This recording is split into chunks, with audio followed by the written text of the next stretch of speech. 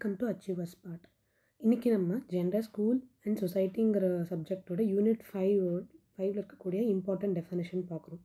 இந்த டெஃபினேஷன் என்ன அப்படின்னா, மாஸ் மீடியானா என்ன, ஸோ அது என்னென்ன ரோல் ப்ளே பண்ணுது அப்படிங்கிறத பற்றி ஒரு டெஃபினேஷன் பார்ப்போம். இந்த டெஃபினேஷன் வச்சு தான் இந்த லெசனில் வரக்கூடிய பிக் ஆன்சர் 10 மார்க்ஸ் 5 மார்க்ஸ்க்கு எல்லாமே நீங்கள் டெஃபினேஷன் எழுதுவீங்க.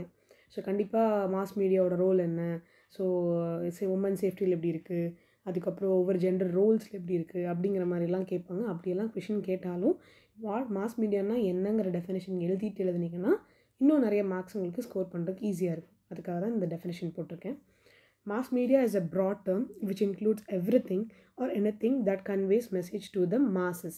ஸோ பெரிய மாஸ்க்கு நம்ம மெசேஜ் கொடுக்கணும். அது எப்படி மெசேஜ் கொடுக்கலாம்? ஸோ எல்லாருக்கும் தெரியப்படுத்தணும்னா அதை நம்ம மாஸ் மீடியாவில் தான் பண்ண முடியும். மாஸ் மீடியானா என்ன பேசிக்காக அப்படின்னா, நம்ம டிவி, மேகசினு, நியூஸ் பேப்பர், ரேடியோ, அப்புறம் ஃபோன் கூட. இன்றைக்கி ஃபோனில் கூட நமக்கு யாருக்காச்சும் கால் பண்ணோம்னா, இப்போ கொரோனா டைமில் கூட நமக்கு நம்மளோட சேஃப்டியாக இருக்கணும், ப்ரிகாஷனாக இருக்கணும், நம்ம தனியாக இருக்கணும், மாஸ்க் போட்டிருக்கணும் அப்படிங்கிற ஒரு அவேர்னஸை க்ரியேட் பண்ணாங்க. இப்போ ரீசெண்ட் டைம்ஸில் இந்த சைபர் க்ரைம் ஃப்ராட்ஸ் பற்றிலாம் அவேர்னஸ் கொடுக்குறாங்க. ஸோ இதுவுமே ஒரு மாஸ் மீடியாவில் வரும். ஸோ டிவிஸ்லேயுமே இந்த மாதிரியான ஆர்பிஐஸ் நிறைய ஆட்ஸ் கொடுக்குறாங்க. ஸோ அந்த மாதிரி நமக்கு அவேர்னஸ் ஒரு விஷயத்தை பற்றி அவேர்னஸ் க்ரியேட் பண்ணோன்னா இந்த மாதிரியான மீடியாஸ் வேணும். ஒருத்தர் போய் எல்லா ஊர்லேயுமே சொல்லிகிட்டு இருக்க முடியாது. அந்த காலத்தில் தண்டோரான்னு சொல்லி வச்சுருப்பாங்க. ஸோ ஊரில் அந்த தண்டோரா அடிச்சுட்டு போய் அந்த ஒருத்தர் சொல்லுவார். அந்த சவுண்ட் கேட்டு எல்லாருமே அசம்பிள் ஆகி என்ன சொல்கிறாங்கங்கிறத கேட்டுப்பாங்க. பட் இன்றைக்கி இருக்கிற சுச்சுவேஷனில் நமக்கு அந்த மாதிரியான பாசிபிலிட்டி நினச்சி கூட பார்க்க முடியாது. ஸோ அப்போ மாஸ் மீடியாங்கிறது எவ்வளோ ஒரு ரோல் ப்ளே பண்ணுதுங்கிறதுனா, ரொம்ப பெரிய ஹியூஜ் மாசஸை கவர் பண்ணுறது.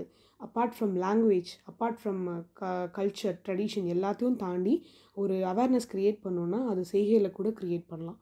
ஸோ நம்ம செய்யாதீங்க அப்படின்னு கையை அசைச்சோம் அப்படின்னாலே அதோட அர்த்தம் என்ன?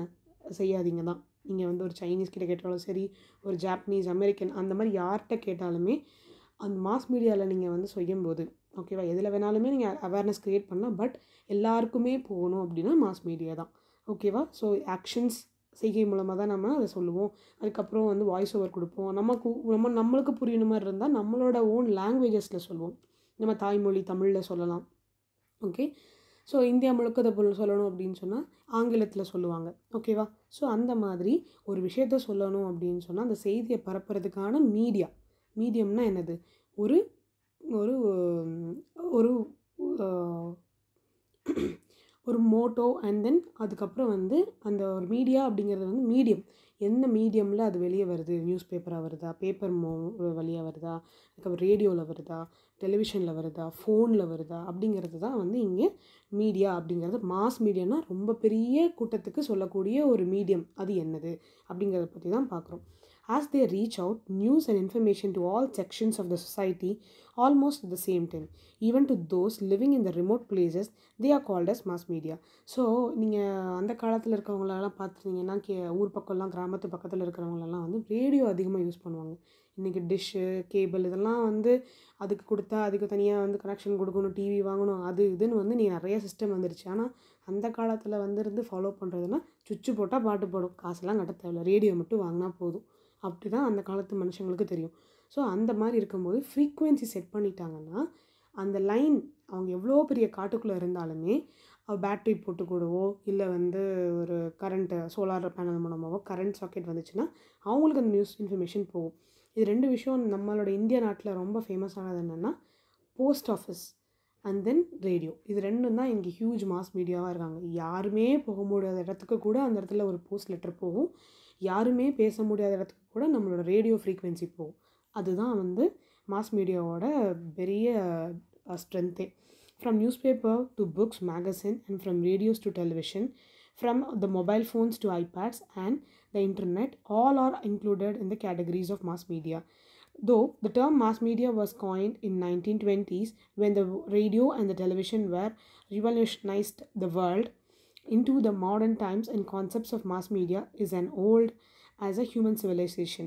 ஸோ மனித இனம் எப்படி தோன்றுதோ அந்த மாதிரி ரொம்ப பழமையான இதாக வந்தது 1920களுக்கு அப்புறம் அதிகமாக வந்தது ரேடியோவும் டெலிவிஷன் தான். ரிவல்யூஷன் அப்படின்னா ஒரு புரட்சி.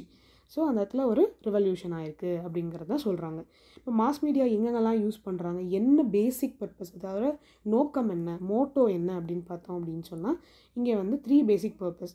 கொஷினில் டெஃபினேஷன் எழுதும்போது நீங்கள் ஸ்டார்டிங்கில் எங்கே வேணாலும் யூஸ் பண்ணலாம், ஹியூஜ் மாசஸ்க்கு யூஸ் பண்ணலாங்கிறது வரைக்கும் எழுதிட்டு அதுக்கப்புறம் பர்பஸ் கண்டிப்பாக எழுதுங்க. To get news and information, for entertainment, that is music, movie, sports, dance and drama, and for communicating with people அப்படிங்கிறது தான் வந்து மாஸ் மீடியாவோட பேசிக் பர்பஸ். ஸோ ஒரு கவர்மெண்ட் வந்து பட்ஜெட் தாக்கல் பண்ணியிருக்கு, அந்த பட்ஜெட்லேருந்து ஒரு நியூஸ் நம்மளோட ஊருக்கு நல்லது செய்ய போகிறாங்க அப்படிங்கிற மாதிரியான ஒவ்வொரு நியூஸஸையுமே வந்து நமக்கு மாஸ் மீடியா கன்வே பண்ணும், இன்ஃபர்மேஷனை கொடுக்கும். என்டர்டைன்மெண்ட், ஸோ இவர் நடித்த படம்ப்பா, இந்த பாட்டு வந்திருக்குப்பா, ஸோ இவங்க ஸ்போர்ட்ஸில் வின் பண்ணியிருக்காங்க, அதுக்கப்புறம் வந்து டான்ஸில் யார் தெரியுமா பெருசு, மகாபாரத ராமாயணம் அந்த சேனலில் போடுறாங்க, இப்படி இருக்குது அப்படிங்கிற மாதிரி நமக்கு ஒரு இன்ஃபர்மேஷன், நம்மளோட என்டர்டைன்மெண்ட். இன்றைக்கி நமக்கு என்டர்டைன்மெண்ட் வந்து மொபைலில் வந்துருச்சு. ஸோ அது பார்க்குற நேரமும் தெரிய மாட்டேங்குது, அது எவ்வளோ நேரம் நம்ம யூஸ் பண்ணுறோம், நமக்கு ஏன் யூஸ் பண்ணுறோன்னு புரிய மாட்டேங்குது. ஸ்க்ரால் பண்ணிட்டே இருப்போம், அது எதுக்கு பண்ணுறோம், அதில் என்ன இன்ஃபர்மேஷன் அப்படிங்கிறது. ஒரு நாளைக்கு ஒரு 500 வீடியோ 1000 வீடியோ போயிட்டுருக்கு. ஆனால் அதனால் மைண்டுக்கு தான் பாதிப்பு. பட் அந்த காலத்தில் ஒரு மூவி பார்த்தா கூட 2 மணி நேரம் பார்த்தாங்கன்னா எந்திரிச்சு போயிட்டே இருப்பாங்க. ஆனால் அந்த டைமில் நம்ம ஆளுங்க என்ன பண்ணியிருப்பாங்க, வேறு வேலை செஞ்சுக்கிட்டே தான் அதை பார்ப்பாங்களே தவிர தனியாக சும்மா உட்காந்து அந்த இதை பார்க்க மாட்டாங்க. ஆனால் இன்றைக்கி நம்ம எல்லாத்தையுமே பார்த்துக்கிட்டு இருக்கோம். ஸோ அது அந்த மாதிரி மாஸ் மீடியா வந்து இன்ஃபர்மேஷனை நமக்கு கொடுக்குது அப்படிங்கிறாங்க.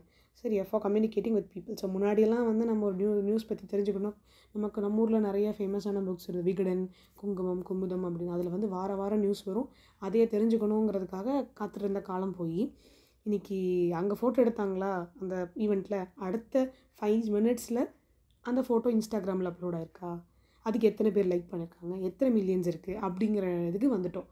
ஸோ இப்போ ஏன் நான் இதை சொல்கிறேன் அப்படின்னு சொன்னால், மாஸ் மீடியாங்கிறது இன்றைக்கி நம்மளோட மொபைல் ஃபோனாகவும் மாறிக்கிட்டு இருக்குது. இங்கே அதில் இன்க்ளூட் ஆகலை, பட் இங்கேயும் அது வந்து போட்டிருக்காங்க. ஓகேவா? ஸோ மாஸ் மீடியாங்கிற டெஃபினேஷனை நல்லா அண்டர்ஸ்டாண்ட் பண்ணிக்கோங்க. இது நமக்கு ஈஸியான டெஃபினேஷன் தான்.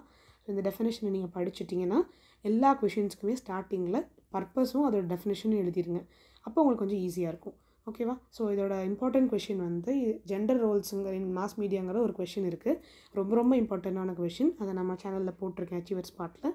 நீங்கள் நம்மளோட ப்ளேலிஸ்ட்டில் ஜெண்டர் ஸ்கூல் அண்ட் சொசைட்டிங்கிற ப்ளேலிஸ்ட் கிளிக் பண்ணிங்கன்னா இம்பார்ட்டன்ட் கொஷின்ஸ்லாம் அந்த யூனிட்டில் என்ன இருக்குன்னு வரும். ஸோ அதை கிளிக் பண்ணி உங்களோட அந்த இம்பார்ட்டன்ட் கொஷின்ஸை பார்த்துக்கோங்க. அதில் இருக்க கீ பாயிண்ட்ஸையும் அண்டர்ஸ்டாண்ட் பண்ணிவிட்டு நீங்கள் அதை எழுதிருங்க. ஏன்னா அது சின்ன கொஷினாக தான் இருக்கும், நான் நல்ல மார்க்கும் ஸ்கோர் பண்ண முடியும். அது எப்படி ஸ்கோர் பண்ணலாம் அப்படின்னா அந்த வீடியோவில் நான் டீட்டெயிலாக சொல்லியிருப்பேன். Okay, so thank you so much. பாய்.